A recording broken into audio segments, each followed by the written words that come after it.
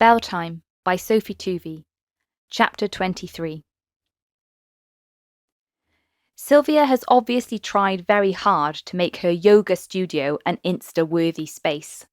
It has the perfect combination of natural wood, mood lighting, and neutral colours. It would be the ultimate serene escape if Sylvia herself wasn't verbalising her own stream of consciousness. I'll just change the CD. Track 7, I think. Perfect. Would you like a mat? I've seen this new one online and thought I might order some more. But it's quite nice for once to not be the teacher. I can sit on my mat, copy Sylvia, and let her count our deep breathing. I don't have to speak or think. I feel my shoulders dropping into a more relaxed state from basically being hunched up to my earlobes. My mind finally clears from all the buzzing, nagging thoughts that seem to multiply every minute I'm in school. By the time the CD ends, we're sitting in blissful silence.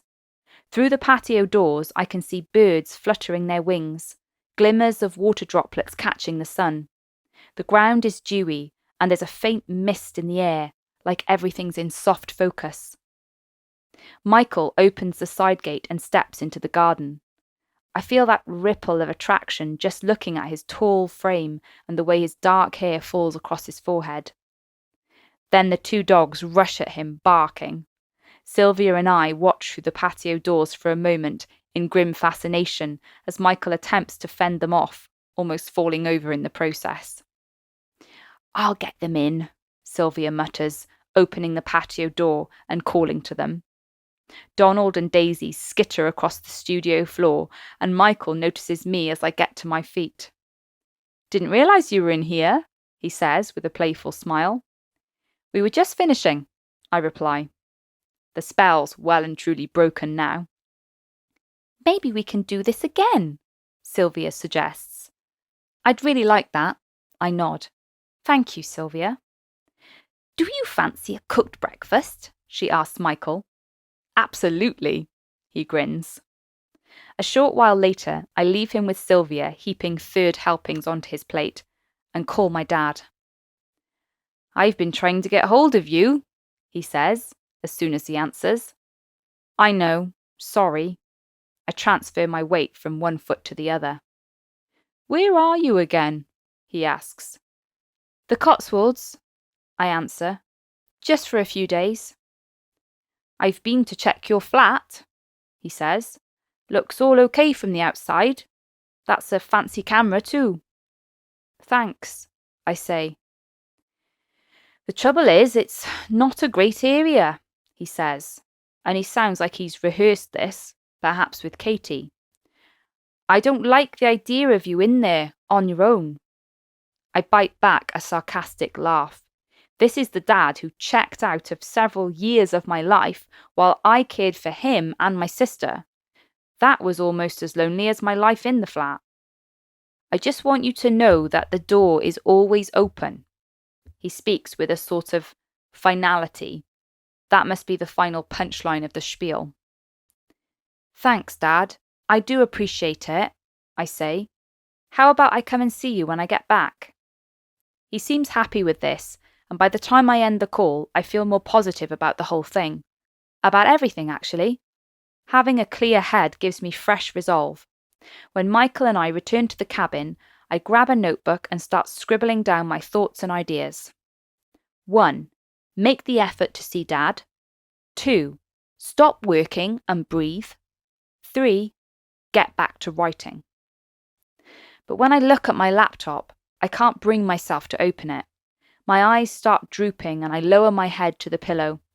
The sofa bed is still made up and dishevelled from when we left in the middle of the night, while Michael sits at my side, starting up his laptop. "Aren't you tired?" I yawn. "Just want to get a few things done," Michael replies. It's well into the afternoon by the time I wake up. It takes me a minute to remember where I am. As I look beside me, I can see Michael, his laptop at a funny angle, and the screen has gone black. He's asleep, but positioned awkwardly. I gently reach over, close the laptop and lift it onto the floor. Then I pull his shoulders, guiding his body so that his head is better supported by the cushions. I watch him, enjoying the moment of closeness. We've barely had time to stop over the past few days, let alone the chaos of the whole term. It's all so surreal.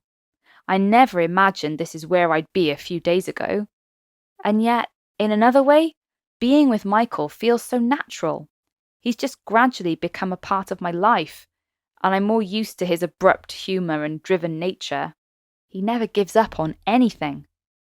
But maybe, looking at the laptop, he needs to learn to let go. It is a real oasis here.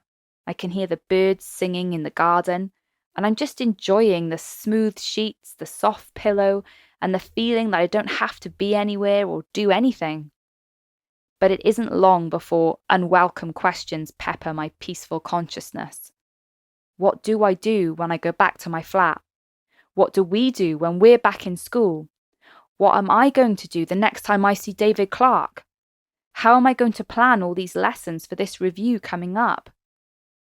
This is the problem with sitting still. Your thoughts are still racing like Formula One. I leave Michael and wander over to Sylvia's house. In the kitchen, I automatically put the kettle on. I could have made tea in the cabin, but it may have disturbed Michael. To be honest, I'm quite keen to see Sylvia again. She's good company, and there's just something about a female companion. I feel like she understands. "How are you doing, Jen?" she asks, coming down the stairs and into the hallway. "Did you get some rest?" "Yes, thanks," I reply. I'm really enjoying how peaceful it is here. "I'm so glad." Sylvia beams. "Do you have any plans for this afternoon?" "Not really. Michael's finally asleep, so I don't want to wake him." "Why don't you come into town with me?" she asks. "I was just going to go in." "All right then, if you don't mind." I grab my bag and follow Sylvia out to her car. Thankfully, she's not bringing the dogs. The town isn't big, but there's a great charity shop, and I spend a happy hour rummaging through books, DVDs, and clothes. I find a pair of brushed velvet trousers in a beautiful plum colour and a really warm stole that I put on immediately. I also bag a retro cookbook with hilarious pictures, a copy of Wuthering Heights for Michael, and a 1,000-piece jigsaw puzzle of some brightly coloured beach huts. I snap a picture of the menu at a pizzeria, then meet Sylvia back at the car to show her my spoils. "That stole is gorgeous," she says. "I've got a pair of gloves that would match it exactly, if you want them." Sylvia hurries when we get back to show me her American-style walk-in closet, which contains around 50 pairs of shoes. No more wellies in sight up here, and retrieves the gloves. They are a soft sheepskin. "Are you sure?" I check, smoothing my fingers over them. "Of course," she says. "I've got too much stuff anyway." I was so quick to judge her, and now I'm astounded at her generosity. It makes me think about Mum. She would have given away the last thing she owned. She was that free-spirited. I always judged her too.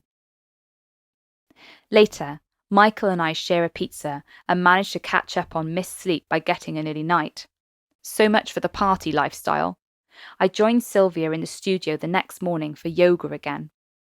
She's quieter this time, maybe because she's more relaxed, but we spend a peaceful hour together stretching and listening to music. I told myself I would never do yoga after my mum ran off with her yoga instructor, I tell Sylvia. "We all say rash things when we're hurt," Sylvia says, "but it would be a bit sad if you couldn't enjoy something because of a choice that your mum made." "I just couldn't understand why she did it," I say. Sylvia thinks for a moment. "You don't have to understand or approve of her choices in order to love her." My eyes sting with tears. I hate crying about Mum. "Avoiding going home, never talking about her. You aren't going to erase your feelings that way," Sylvia says. It's like she can read my soul. "I don't know what else to do," I admit, brushing a tear from my cheek. Remove the thorn and the wound will heal. Now she's turned into Yoda. How do I do that? Only you can do it, Sylvia says sagely. But you've got to stop hiding and running away.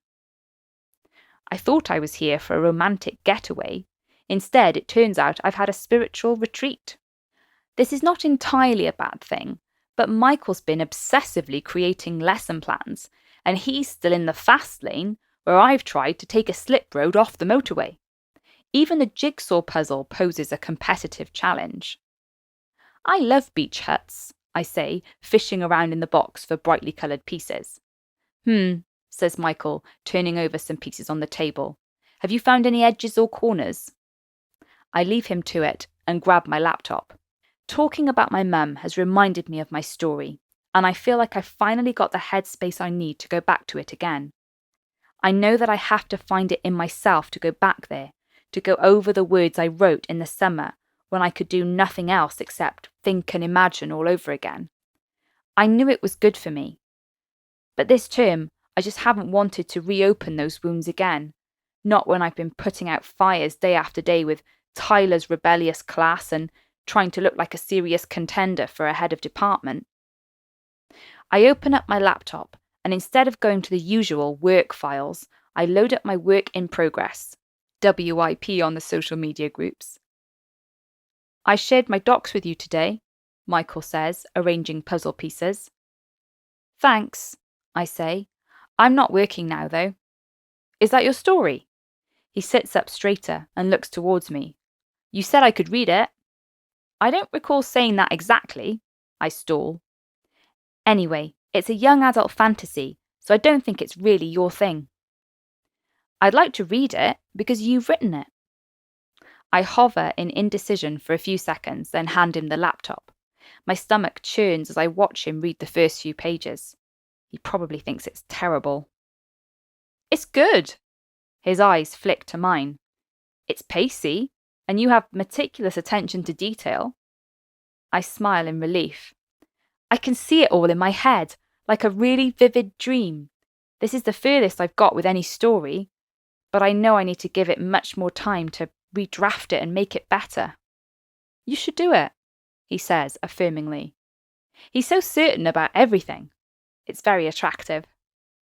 I take the laptop out of his hands, place it onto the table, then lean over his chair to kiss him. He pulls me down into his lap, and I wrap my arms around his neck. This heat is like when we were standing within breathing space in the cupboard, or almost touching in the theatre. It's the spark of when he saw me in my dress, kindling into a flame now we're away, and we're alone, and he pulls me in closer. Then his phone rings. It's on the table and buzzes, moving towards the edge. I break off and catch it, looking at the name on the screen. It's David Clark.